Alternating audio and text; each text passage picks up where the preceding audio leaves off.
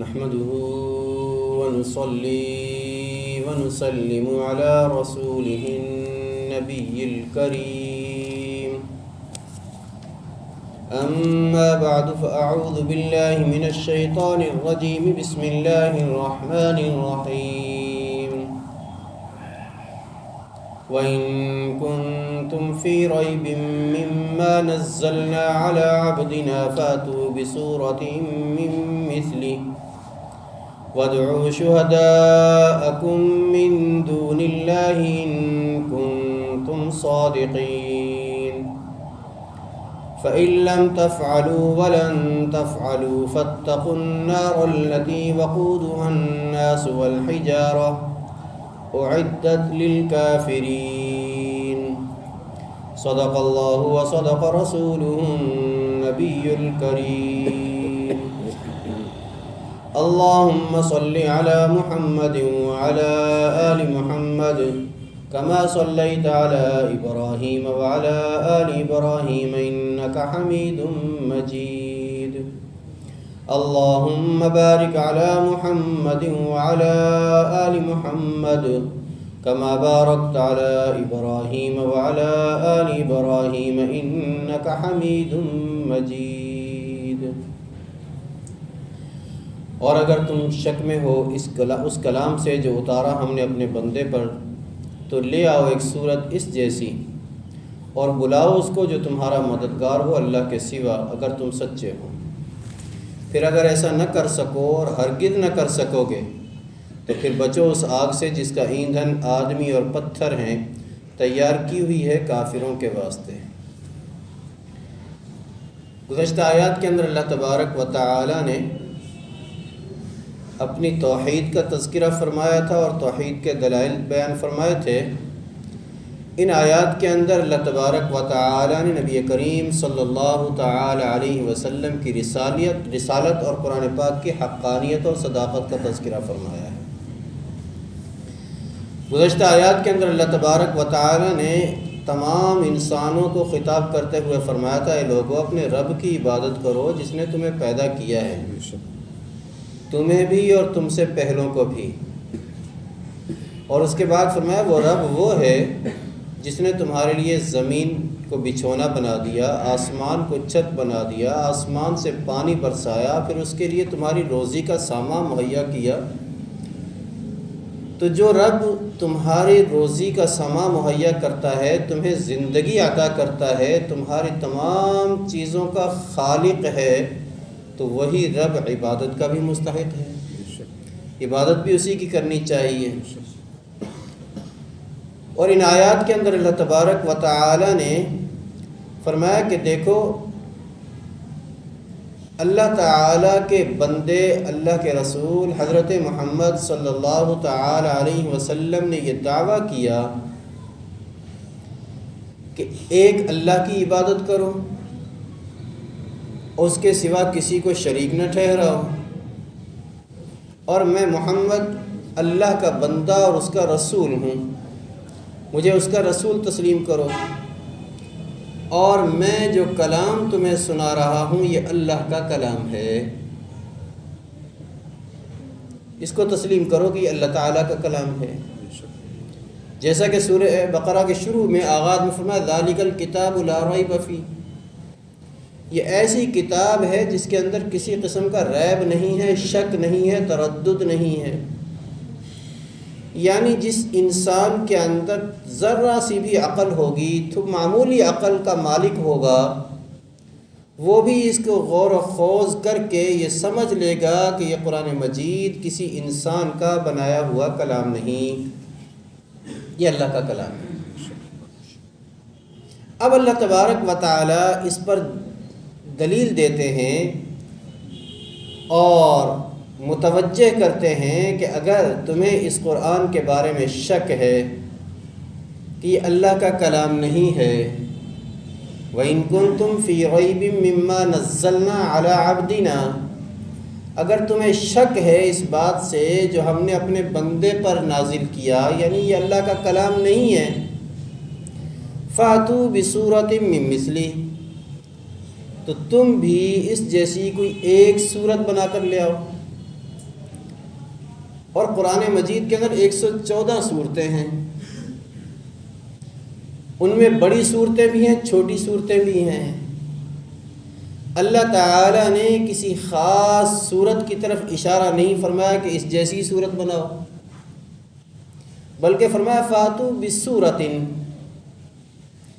عربی گرامر کے اعتبار سے یہ سورتن، اس کے اوپر الف لام نہیں ذکر کیا گیا، یعنی السورہ نہیں کہا گیا، بغیر الف لام کے ذکر کیا گیا، جسے نکرہ کہا جاتا ہے، اور نکرہ عموم کے معنی دیتا ہے، یعنی کوئی سی بھی صورت بنا لو، چھوٹی سے چھوٹی صورت بنا کر دکھا دو، اور اکیلے نہیں، وَادْعُوا شُهَدَاءَكُم مِّن دُونِ اللَّهِ، اللہ کے سوا جو بھی تمہارا مددگار ہے، جس سے بھی تم مدد حاصل کر سکتے ہو، اس سے مدد بھی حاصل کر لو، پھر بناؤ۔ ان کنتم صادقین، اگر تم اپنے اس دعوے کے اندر سچے ہو کہ یہ اللہ کا کلام نہیں ہے۔ اور پھر صرف اسی پہ بس نہیں کیا، آگے اللہ تعالیٰ فرمایا فَإِن لَّمْ تَفْعَلُوا، اگر تم نے نہیں کیا، اور وَلَن تَفْعَلُوا، تم کر بھی نہیں سکو گے، چیلنج کر دیا، تم کر بھی نہیں سکو، کبھی نہیں کر سکو گے، فَاتَّقُوا النَّارَ الَّتِي وَقُودُهَا النَّاسُ وَالْحِجَارَةُ، تو پھر اس آگ سے بچو جس کا ایندھن انسان اور پتھر ہوں گے۔ اب سوچنا یہ ہے اللہ تعالیٰ نے اتنا بڑا چیلنج کیوں کیا، اور عرب کے لوگ فصاحت و بلاغت ان کی گھٹی میں بھری ہوئی تھی۔ اہل مکہ خاص طور پر، قریش، اور پھر عمومی طور پر عرب جو قرآن کے پہلے مخاطب ہیں، ان کے اندر عام طور پر لکھنے پڑھنے کا رواج نہیں تھا، اور ان کو امیین کہا جاتا تھا، یعنی ان پڑھ لوگ۔ قرآن مجید نے بھی انہیں امیین کہا ہے، اور نبی کریم صلی اللہ تعالی علیہ وسلم کا لقب بھی نبی امی ہے۔ تو ان لوگوں کے اندر لکھنے پڑھنے کا رواج نہیں تھا، لیکن لکھنے پڑھنے کا رواج نہ ہونے کے باوجود فصاحت و بلاغت ان کی فطرت میں شامل تھی۔ ان کی چھوٹی چھوٹی بچیاں بھی ایک ہی مجلس میں بیٹھے بیٹھے فی البدی سینکڑوں نہیں ہزاروں اشعار کہہ ڈالتی تھیں۔ تو فصاحت و بلاغت میں پورے عالم کے اندر، پوری دنیا کے اندر ان کا کوئی مقابلہ نہیں کر سکتا ادب کے اعتبار سے۔ تو جب تم ایسے فصیح و بلیغ ہو اور ایسی فصاحت و بلاغت کے مالک ہو، بغیر لکھے پڑھے اتنا بڑا کام کر سکتے ہو، تو پھر اس کلام کا مقابلہ کرو۔ لیکن تاریخ شاہد ہے، مشرکین مکہ نے اور مشرکین عرب نے نبی کریم صلی اللہ تعالی علیہ وسلم کے ساتھ ہر طرح کی عداوت اور دشمنی کی، ہر طرح کی عداوت اور دشمنی کی۔ آپ کو تنگ کیا، آپ کو ستایا، آپ پر پتھر برسائے، آپ کے راستے میں کانٹے پھینکے، کوڑا کرکٹ آپ پر ڈالا گیا، اونٹ کی اوج اور گندگی آپ پر ڈالی گئی، سارے مظالم انہوں نے آزمائے۔ اور پھر جب مظالم سے، ظلم سے، ایذاؤں سے کام نہ بنا تو آپ کو لالچ دینا شروع کیا۔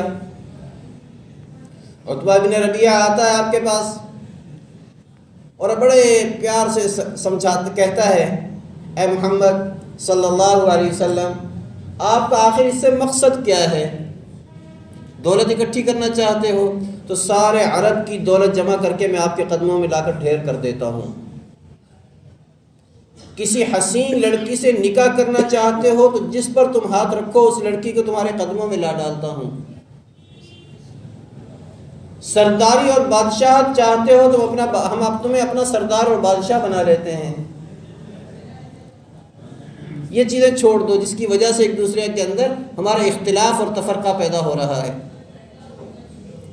آپ صلی اللہ علیہ وسلم نے اس کی ساری باتیں سننے کے بعد اس کے سامنے قرآن مجید کی چند آیات پڑھی اور وہ اٹھ کر چل دیا کہ میرا جواب یہ ہے۔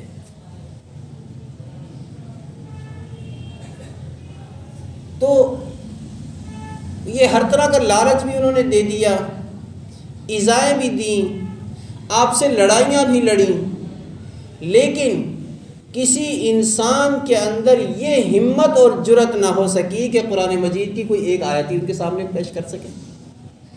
بھائی دشمنی تو دشمنی ہوتی ہے نا، جب اللہ تعالیٰ نے اتنا بڑا چیلنج دیا تھا تو اس قرآن کا مقابلہ کر لیتے، لیکن قرآن کا مقابلہ کرنے سے وہ لوگ عاجز ہوئے، قرآن کا مقابلہ نہیں کر سکے۔ بلکہ اگر اللہ تبارک و تعالیٰ نے اتنا بڑا چیلنج کیوں دیا، پہلے تو نبی کریم صلی اللہ علیہ وسلم کی ذات گرامی کو دیکھیے کہ اول تو یہ علاقہ ایسا جہاں تعلیم و تعلم کا کوئی سلسلہ ہی نہیں، پھر نبی کریم صلی اللہ علیہ وسلم کے حالات کی طرف دیکھا جائے تو آپ صلی اللہ علیہ وسلم کے حالات بھی ایسے نہیں تھے جو تعلیم و تعلم کی اجازت دیں۔ آپ پیدا ہوئے تو یتیمی کی حالت میں، والد کا سایہ پہلے ہی سر سے اٹھ گیا، 6 سال کے ہوئے تو والدہ بھی سر سے اٹھ گئیں، 8 سال کی عمر میں تھے تو دادا چل بسے، اور یہ عمر تعلیم حاصل کرنے کی ہوتی ہے۔ اور پھر آپ کے پاس کوئی ایسا ترکہ بھی نہیں، کوئی ایسی میراث بھی آپ کے آباء و اجداد نے نہیں چھوڑی جس کی وجہ سے آپ خود کفیل ہوں اور آپ کے اس مال و دولت کی وجہ سے آپ کی تعلیم و تعلم کا سلسلہ جاری ہو۔ بلکہ حضرت ابو طالب تو یہ کہتے ہیں کہ ان کے خود عیالدار تھے، جب آپ کو اپنی کفالت میں لیا تو ابو طالب کہتے ہیں کہ جب ہم کھانا کھاتے تھے اگر حضور ساتھ نہ ہوتے تو ہم بھوکے رہ جاتے تھے، اور جب حضور ساتھ بیٹھ کر کھاتے تو ہم سب سیر ہو جاتے تھے، اس لیے انہوں نے شرط لگا دی تھی کہ جب بھی تم کھانا کھاؤ اکیلے نہ کھایا کرو، حضور کو ساتھ ملایا کرو، محمد صلی اللہ علیہ وسلم۔ یہ آپ کی مالی پوزیشن تھی۔ پھر آپ صلی اللہ تعالی علیہ وسلم نے مکہ سے باہر کے کوئی سفر بھی نہیں کیے کہ وہاں جا کر کوئی تعلیم آپ نے حاصل کر لی ہو۔ نبوت سے پہلے آپ کے 2 سفروں کا تذکرہ ملتا ہے کہ آپ صلی اللہ علیہ وسلم تشریف لے گئے شام کے لیے، شام میں تجارت کے لیے، اور وہ بھی چند دنوں کے لیے گئے تھے۔ پوری زندگی مکہ میں رہے، سب کے سامنے رہے، کوئی تعلیم و تعلم کا سلسلہ نہیں۔ اب 40 سال کا طویل عرصہ گزرنے کے بعد آپ صلی اللہ تعالی علیہ وسلم کی زبان اقدس سے ایسا فصیح و بلیغ کلام جاری ہوتا ہے جس کے بارے میں اللہ تعالیٰ فرما رہے ہیں کہ تم اس کی مثال پیش کرو۔ دوسری جگہ اللہ تعالیٰ نے فرمایا قُلْ لَئِنِ اجْتَمَعَتِ الْإِنسُ وَالْجِنُّ عَلَىٰ أَن يَأْتُوا بِمِثْلِ هَٰذَا الْقُرْآنِ لَا يَأْتُونَ بِمِثْلِهِ وَلَوْ كَانَ بَعْضُهُمْ لِبَعْضٍ ظَهِيرًا۔ سارے جن و انسان جمع ہو جائیں، اکٹھے ہو کر اس قرآن جیسا قرآن بنانا چاہیں تو نہیں پیش کر سکیں گے، اگرچہ وہ ایک دوسرے کی مدد بھی کریں۔ پھر اللہ نے فرمایا اچھا پورا قرآن نہیں تو فاتو بعشر سور مثلی، جیسی کوئی 10 صورتیں ہی بنا ڈالو۔ مد مقابل پھر بھی خاموش رہا۔ پھر اللہ نے فرمایا اچھا 10 نہیں تو فاتو بسورۃ من مثلی، ایک صورت ہی لے آؤ، اور اس پر چیلنج کیا، ابھارا، جوش دلایا، کچھ تو کرو، لیکن نہیں۔ ولید ابن مغیرہ، جمعے میں بھی اس کا ذکر کیا تھا میں نے، کہ عرب کے اندر مشرکین مکہ میں بڑی عمر کا تھا، سنجیدہ شخص تھا۔ لوگ اس کے پاس جمع ہوئے کہ موسم حج آنے والا ہے، اطراف عالم سے لوگ آئیں گے، آپ ہمیں کوئی ایسا جملہ بتا دیں، ایسی بات بتا دیں کہ ہم ان کے سامنے محمد صلی اللہ علیہ وسلم کے بارے میں کوئی بات کہہ سکیں، مبادا ایسا نہ ہو کہ ہم کوئی بات ان سے کہیں اور بعد میں پھر ہمیں وہ جھوٹا کہیں۔ اس سے یہ بات بھی ذہن میں نشی کیجئے کہ وہ کافر ہونے کے باوجود جھوٹ سے اتنی نفرت کرتے تھے کہ کبھی کوئی ہمیں جھوٹا کہہ کر پکارے۔ آج ہماری حالت یہ ہے کہ ہم اپنے آپ کو مسلمان بھی کہلاتے ہیں، نبی کریم صلی اللہ علیہ وسلم کا امتی بھی کہلاتے ہیں، اور معلوم بھی ہے کہ جھوٹ بولنے کے وبال کتنے ہیں، اس کے باوجود بڑے جوش و خروش سے جھوٹ بولتے ہیں، اور جو آدمی جتنا زیادہ جھوٹ بولنا جانتا ہے وہ کہتے ہیں بہت بڑا ماہر ہے، چالاک ہے یہ، یعنی جھوٹ کو ایک فن ہم نے سمجھ لیا ہے۔ تو وہ لوگ جھوٹ سے نفرت کرتے تھے کہ بعد میں مبادا ہمیں کوئی جھوٹا کہے، تو ولید ابن مغیرہ کہنے لگے تم ہی بتاؤ کیا کہنا چاہتے ہو؟ کہنے لگے ہم اسے ساحر کہیں گے کہ جادوگر ہے۔ کہنے لگے نہیں، ان کا کلام جادو، جب لوگ ان کے پاس آئیں گے اور ان کی بات سنیں گے تو وہ سمجھ لیں گے کہ تو جادو نہیں ہے، کہ اچھا ہم ان کو شاعر کہیں گے۔ کہنے لگے یہ بھی نہیں، میں خود شاعر ہوں اور تم اچھی طرح جانتے ہو، اور میں شعروں کے اصول و قوانین سے واقف ہوں، ان کا کلام شاعرانہ کلام نہیں ہے، اور وہ لوگ جب ان کے پاس آئیں گے اور ان کی بات سنیں گے تو پھر وہ تمہیں جھوٹا کہیں گے یہ تو شاعر نہیں ہے۔ اچھا ہم انہیں کہہ دیں گے یہ مجنون ہے یا کاہن ہے، تو کہنے لگے نہ یہ مجنون ہے نہ یہ کاہن ہے، میں مجنونوں سے ملا ہوں، ان کے تو کوئی بات کام کی ہوتی ہی نہیں ہے، پاگل پن کی باتیں ہوتی ہیں، لیکن ان کا کلام تو فصیح و بلیغ ہے۔ کہنے اچھا پھر آپ ہی بتائیں مجھے کیا کہیں؟ کہنے لگے ان کے کلام کے اندر حلاوت ہے، شیرینی ہے، چمکدار کلام ہے، ہاں تم اس کو سحر جیسا کہہ سکتے ہو کہ جادو کی طرح یہ اثر کرتا ہے، جادو ہے نہیں، جادو کی طرح اثر کرتا ہے، ماں بیٹے میں جدائی کر دیتا ہے، میاں بیوی میں جدائی ڈال دیتا ہے، بھائی بھائی میں جدائی ڈال دیتا ہے اس کی وجہ سے، تو آپ اسے ساحر کہہ سکتے ہیں۔ چنانچہ انہوں نے ایسا ہی کہنا شروع کیا، راستوں میں، چوکوں میں، چوراہوں میں بیٹھ گئے، جو لوگ باہر آتے دیکھو یہاں ایک شخص ہے، اس سے نہ ملنا، اس سے نہ ملنا، وہ تم پر جادو کر دے گا، اور پھر تمہارے درمیان جدائیاں اور اختلافات ہو جائیں گے، فرقہ واریت پھیل جائے گی۔ تو وہی چیز جس چیز کے ذریعے سے وہ آپ صلی اللہ علیہ وسلم سے لوگوں کو دور کرنا چاہتے تھے، وہی لوگوں کے قریب کرنے کا ذریعہ بن گئے۔ لوگ کہنے لگے آخر ہم بھی تو دیکھیں کہ وہ کیسا آدمی ہے، اللہ نے ہمیں بھی تو عقل دی ہے۔ ان میں سے پھر بہت سارے لوگ مسلمان ہوئے۔ تو یہ قرآن مجید ایسا کلام ہے۔ اسی طرح نضر بن حارث وہ کہنے لگے تم سب محمد صلی اللہ علیہ وسلم کے عادات و اخلاق سے کو جانتے ہو، بچپن سے تمہارے درمیان رہے ہیں، ان کے اخلاق کی تم گواہی دیتے ہو، ان کی صداقت و امانت کی تم گواہی دیتے ہو۔ اب جب وہ بڑھاپے کی عمر کو پہنچ گئے، 40 سال سے زیادہ عمر ہو گئی ہے، اب تم ان کے مخالف ہو گئے۔ یاد رکھو وہ کاہن نہیں ہے، میں کاہنوں کا کلام جانتا ہوں، وہ شاعر نہیں ہے، میں شاعرانہ کلام سے خوب واقف ہوں، وہ مجنون اور دیوانے بھی نہیں ہیں۔ اے میری قوم انصاف سے کام لو، انصاف سے کام لو، اور ان کو ایسے ہی نہ، ان کی بات کو ایسے ہی نہ ٹال دو، سنجیدگی سے اس کو سوچو کہ یہ کلام کوئی معمولی کلام نہیں ہے۔ اسی طرح حضرت ابو سفیان رضی اللہ تعالیٰ جب تک ایمان نہیں لائے تھے، حضرت ابو سفیان، اخنس بن شریب، ابو جہل، یہ رات کو آتے ہیں اور نبی کریم صلی اللہ علیہ وسلم کے گھر کے باہر کھڑے ہو جاتے ہیں۔ آپ صلی اللہ علیہ وسلم اندر قرآن مجید کی تلاوت کر رہے ہیں، یہ باہر کھڑے ہوئے سن رہے ہیں۔ سننے میں اتنے منہمک ہوئے، صبح ہو گئی پتہ ہی نہیں چلا۔ اب واپس پلٹے تو تینوں جمع ہو گئے، ایک دوسرے کو تو کیوں آیا، لیکن دل کی بات ظاہر ہو گئی کہ حضور کا کلام سننے کے لیے آئے تھے، اللہ کا کلام سننے کے لیے آئے تھے، حضور کی زبانی، کہ دیکھو آئندہ نہیں آنا۔ اگلی رات ہوئی، پھر دل کے اندر جو ہے قرآن سننے کا ولولہ اور جوش اٹھا۔ ہر آدمی نے سوچا چلو وعدہ کیا وہ نہیں آئے گا، یہی سوچتے ہوئے پھر دوبارہ پہنچ گئے، پھر ساری رات سنتے رہے، صبح کو پھر جمع ہو گئے۔ پھر ایک دوسرے سے نظریں چرانے لگے،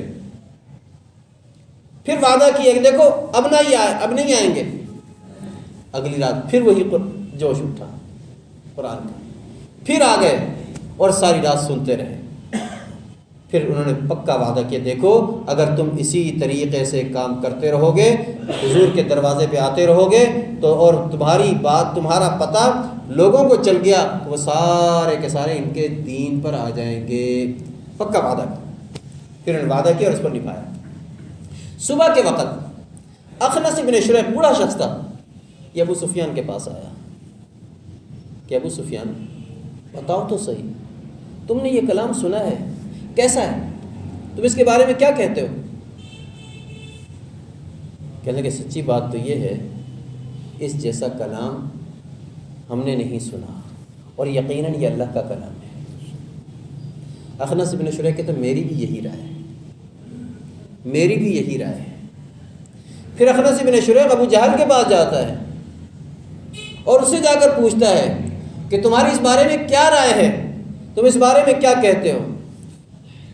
ابو جہل کہتا ہے دیکھو بات یہ ہے کہ ہمارے خاندان اور ان کے خاندان بنی عبد مناف میں شروع سے مقابلہ رہا ہے، ہم ہمیشہ ہمارے خاندان ایک دوسرے کے مقابل رہے ہیں، وہ صدقہ و خیرات کرتے ہم بھی کرتے، ایک دوسرے سے بڑھنے کی کوشش کرتے، وہ یہ کام حاجیوں کو کھانا کھلاتے تھے ہم بھی کھلاتے تھے، وہ پانی پلاتے، اس طریقے سے نیکیوں کے اندر ایک دوسرے سے بڑھ کر مقابلے میں آ گئے ہم، اور اس وقت ہم دونوں ہم پلہ تھے، دونوں برابر کے ہیں۔